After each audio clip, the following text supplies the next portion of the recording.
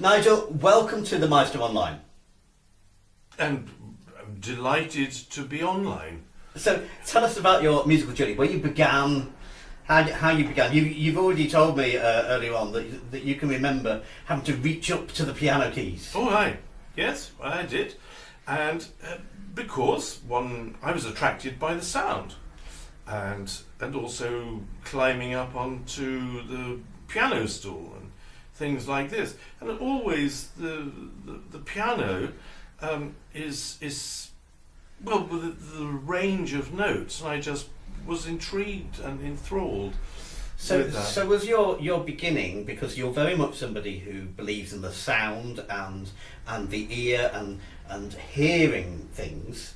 Was your beginning messing around on the keys and exploring? Was it an exploratory journey? Yeah, making up music. I didn't know that, and I was just the only person that sort of did that.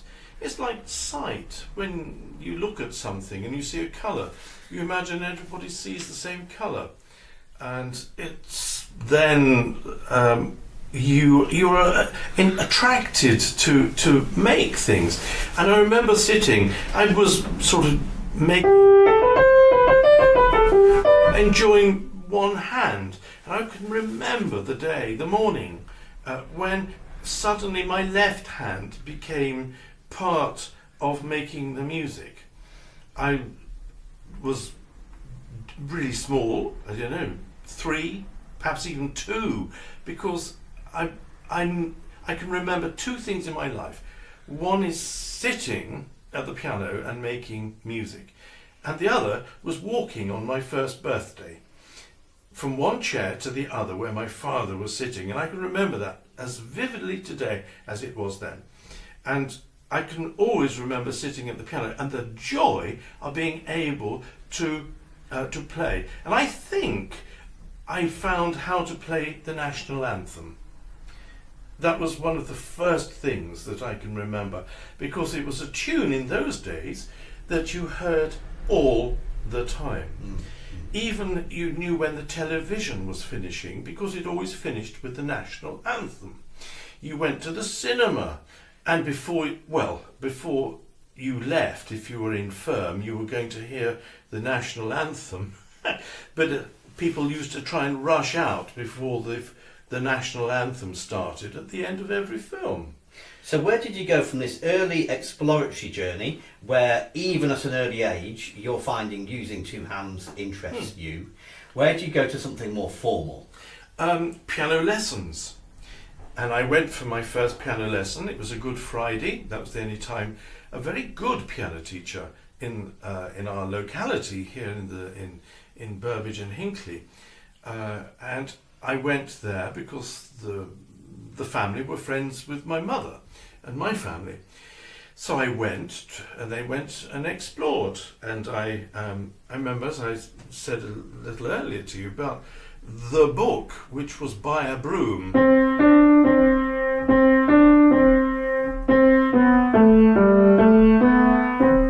And that was the very first piece. And of course, you have to be told when you see music that is written. Well, it was the first time I'd seen music written, and I just played and made sound.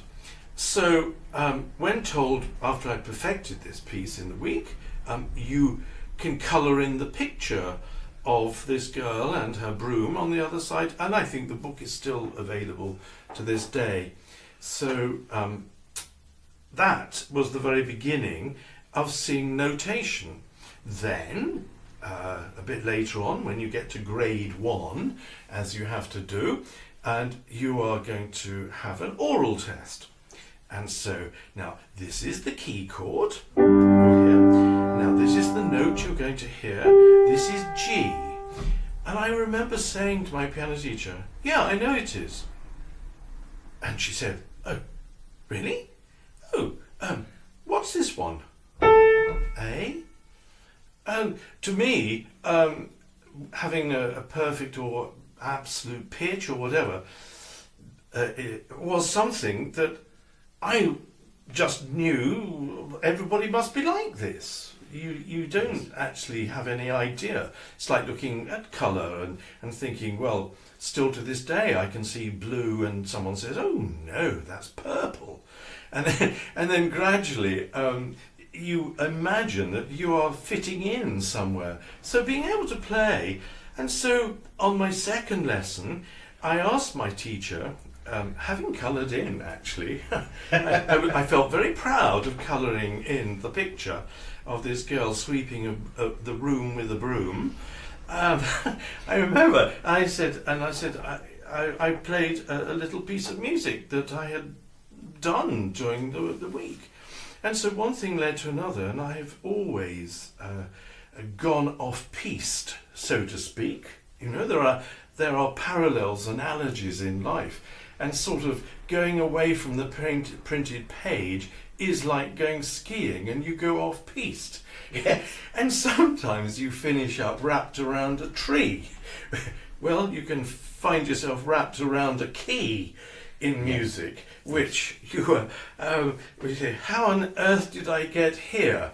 And then it's a very difficult sort of situation. And then at some point you must have, having started with piano, you've obviously also enjoyed organ, so you've shifted across a little bit. Yes, I was a chorister in my village church, and I loved being a chorister because the attraction of the organ, and the organ was behind the choir, and always in the last verse it was always a bit louder. And we had a very good organist actually from the village who went to be a cathedral organist in Canada. But he was there, and I was always intrigued in the last verse, a very jolly hymn, that it would always sound lively and bright. And I went and I found that it was the principal 4-foot on the grate. It was quite a small organ by Nicholson's, and it was a 4-foot called the principal, and when it came out, it made things so much more wonderful, sound-wise and for singing.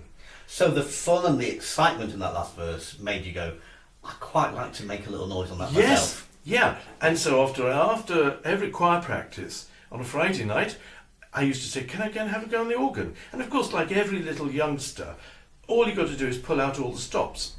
Well, my father was trying to talk to the organist, and then the organist would come and say, oh, please, oh, really, you know, organists don't find a gamba to start with, do they? Or anything lieblich. So the passion for loud was there. Well, of course it is. And the analogy is that when you're a teenager, and before you want a bike. Okay, you want a bike that really goes, you know, a mountain bike these days or something like that, you know.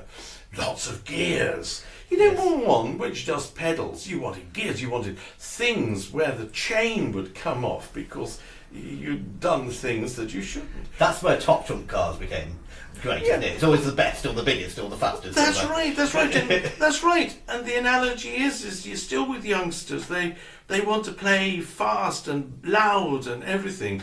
And there's nothing more beautiful than sort of,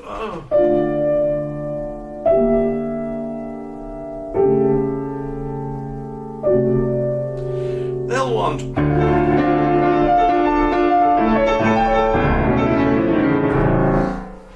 And if you have them, oh no, I don't like that. They want this. They want it. Well, because the first, yeah. So after the bike, what do you have? I want a motorbike, and you see them in the village going outside my window, going up and down. You know, and then a car. You know, you're not going to have a little run around, a little thing. What do you want? You know, here in this village, you know, there's 2 Lamborghinis here, Bentleys and all sorts of things that actually are louder than the trumpet in Liverpool Cathedral because they've doctored the exhaust. They go up and down, you know, and this is the youngsters, and so it's wonderful to see, and you see that in music too. You don't dampen it, but you do tut tut tut tut tut. And you think, oh, joy of joys, you know, they're not going to be sort of limp sticks. They're going to have passion, because music is needing that. Hence the name of this instrument. I used to think, you've got the piano, well, the soft, I'm going to do my soft practice, in translation. Yeah. And then go back and then look at music in the way that you had the forte piano, because that was giving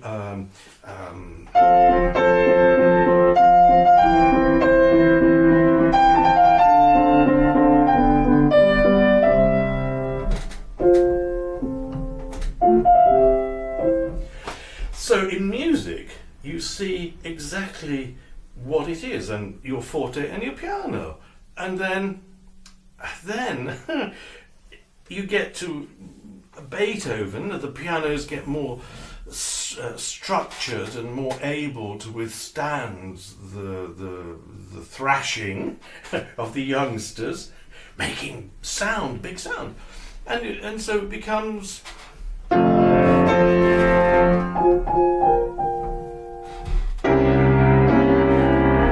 From the forte, then we have the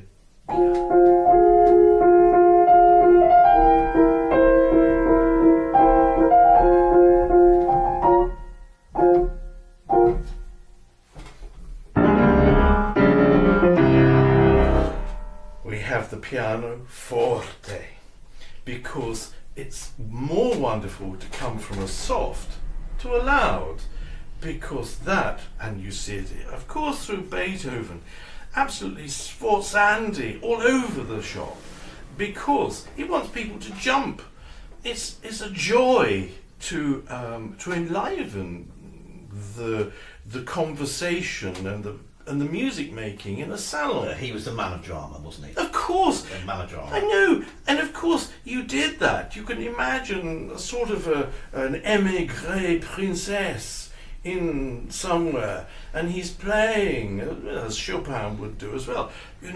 Oh, Ludwig! Oh, you did frighten me. So, if by doing that, you look at the works and you find that they're dedicated to people, because then such an improvisation in a salon, which is what they did, they made music, not playing this is my latest sonata, they created the next sonata, and the basis of that surely became one of the 32 and dedicated to a count or somebody, because they had to live. This is how they got the money. You flattered them with this. And also for them it was a social status. Beethoven, I commissioned him to compose something for me. Yeah, or whatever. well yes. And thus, there's a practicality in all the things that we have to do as musicians, because we're so poor that we need to titivate the other people to get money out of them. So, as a teenager, presumably you've got exposed to more and more repertoire which inspired you. Yep. And then improvisation was obviously with you from the beginning. Always. Yep. Now, what about your internationality? Because you are very known for your love of France and French repertoire, and you also have a great knowledge of repertoire in other countries. You're very international. I suppose, yes, only because, it sounds really quite strange, but I wasn't really sort of involved with much music making in this country. I had an organ teacher who was Bairstow's assistant at York Minster, along with Francis Jackson. So those two, I was brought up in the old Edwardian cathedral tradition. No organists of a cathedral conducting their choir, except if it was an unaccompanied piece. All things were played, and thus, like Bairstow, going on his day off to teach in Leeds. And he carried on his teaching because he had been there when he was in York Minster. He left, and thus the makeup of my of church music I found to be quite rather dull. And then other areas of it, and I like to explore the sonorities. And I can remember when I was 11 was the first time I heard a French organ. It was the 15th of August. I won't give the year because I was 11, but it was in the last century. And it was a cathedral, Laon Cathedral near Reims, near Reims, and this fabulous cathedral sitting perched on the top of the hill with the wonderful facade of bulls and animals coming out of the twin towers of the facade. And it just happened to be the 15th, the Assumption. And we arrived at this cathedral, my parents, my brother, myself, and always going in. I loved the architecture, so rushed in just as the mass was coming to a conclusion. Incense, you name it, it was amazing. And then suddenly the organ struck up at the back of this wonderful, wonderful vista. And I just stood there utterly transfixed at listening to the organ in Laon Cathedral. And I didn't know the piece, I had never heard it or anything. And I remember when I got back home trying to emulate the music that I'd heard. And I can still remember, and I actually made a recording much later of it. And what I played when I got home was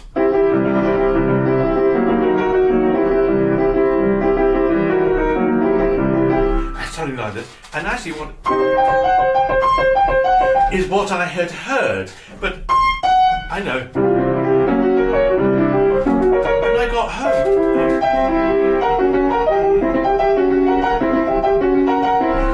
and just that I found a more contemporary than Boilement, and so therefore it was 3-4 years after that in my local church of St Mary's, which so happens to be one of the only 3 churches in the country here in England, are dedicated to the Assumption.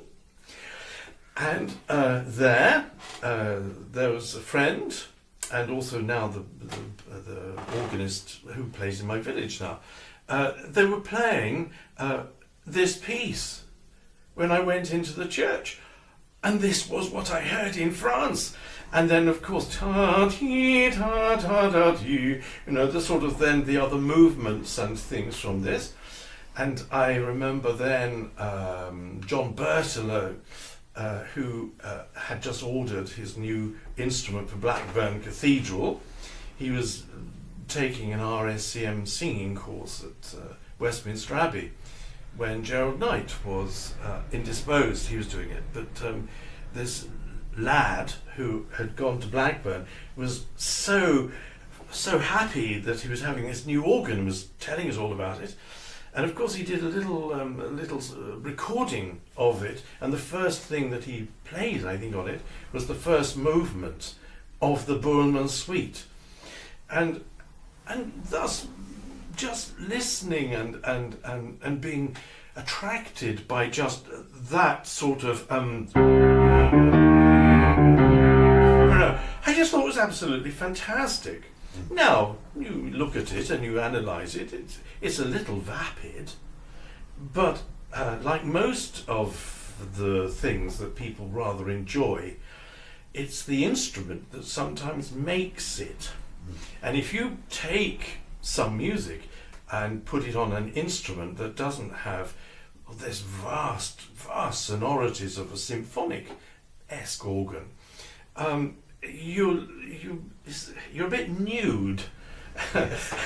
in fact, it needs clothing, and it gets clothed by the registration, which is something. So one of the joys of always enjoying in the music from other centuries is that you don't want huge organs to play it on. The music itself is full of texture. The texture of it, of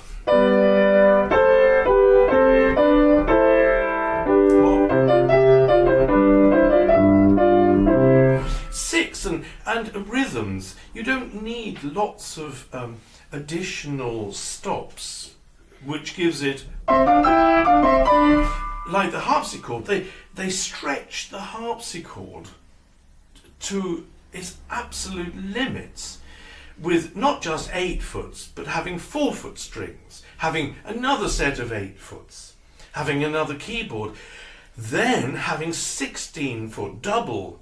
So by playing one note, you're having that, having this twice and that one. So the excitement of playing Scarlatti sonatas.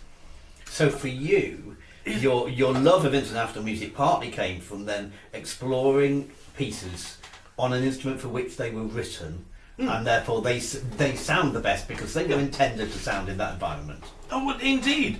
And then when you come to transport, say, Scarlatti sonatas onto the piano, and everyone that plays Bach on the piano is actually doing a transcription, because it for harpsichord. Absolutely belongs to one is a stringed instrument and the other one is a percussion. But so when you see people like Marta Agerich playing the Scarlatti on the piano, the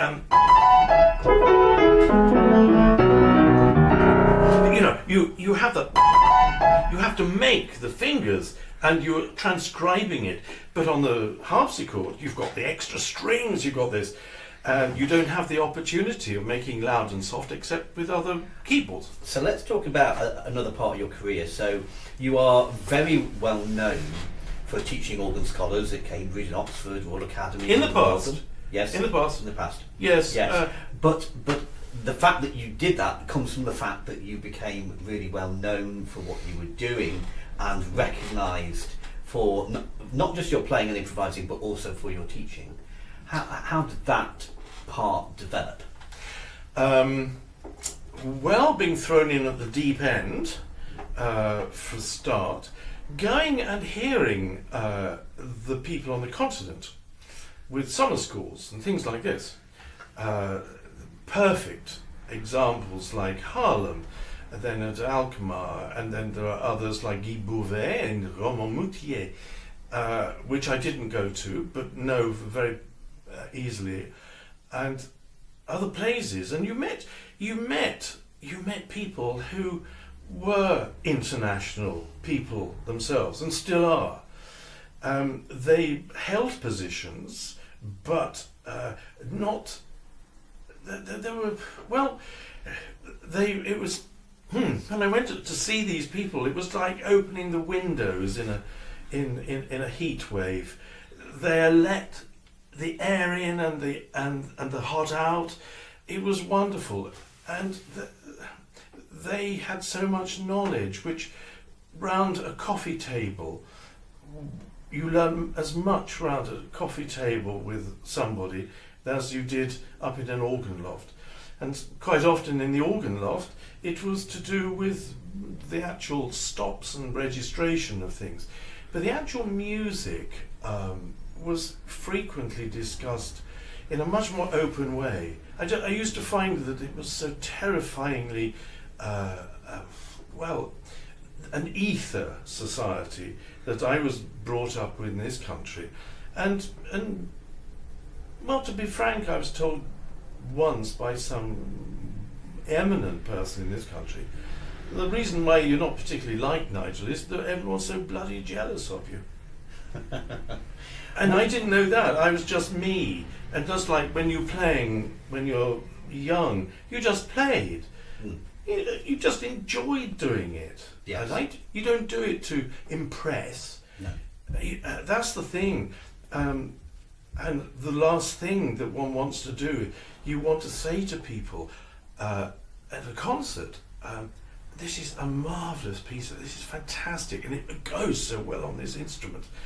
I hope really that you get the same satisfaction of hearing this, not going and saying, well, I'm playing this because it's, I really enjoy that. It's going to be quite flash, and I put this. It's sometimes being,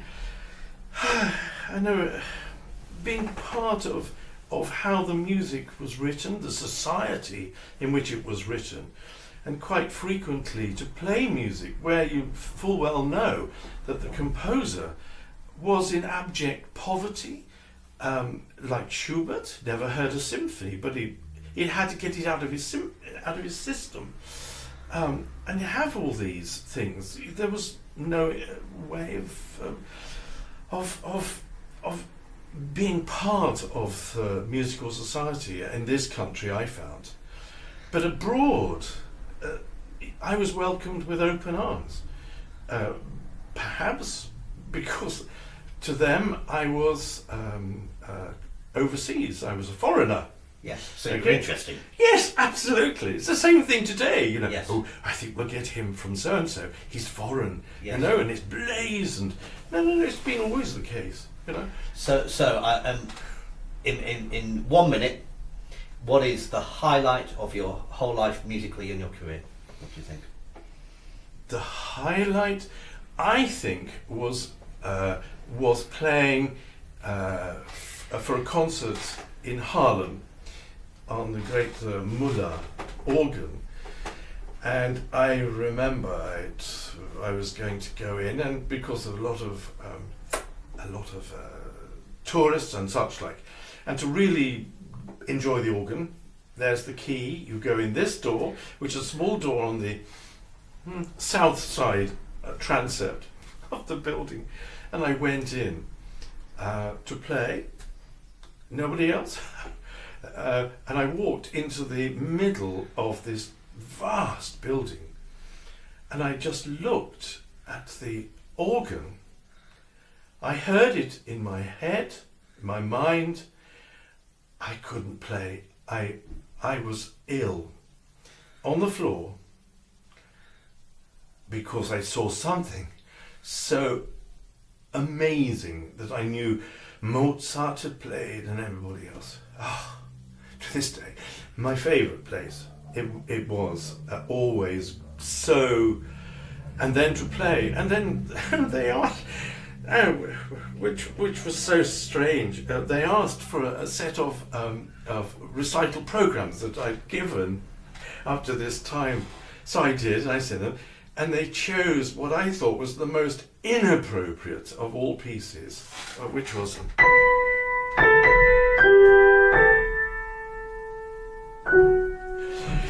the beginning of the Glasenov's fantasy. The Glasenov wrote for Dupré.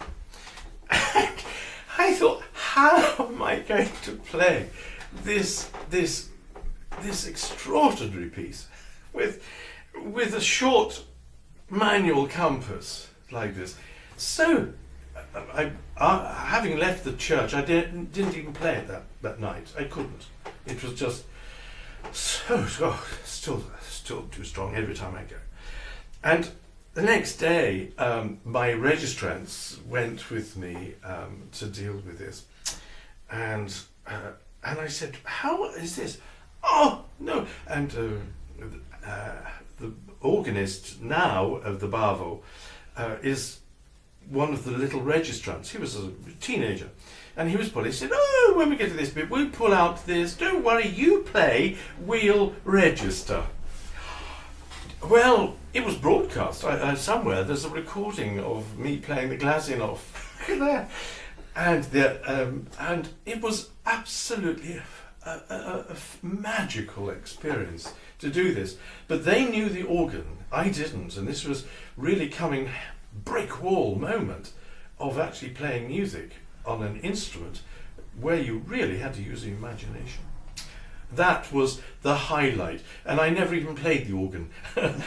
So Nigel, let's leave us with imagination. Thank you very much. Yes. Imagination.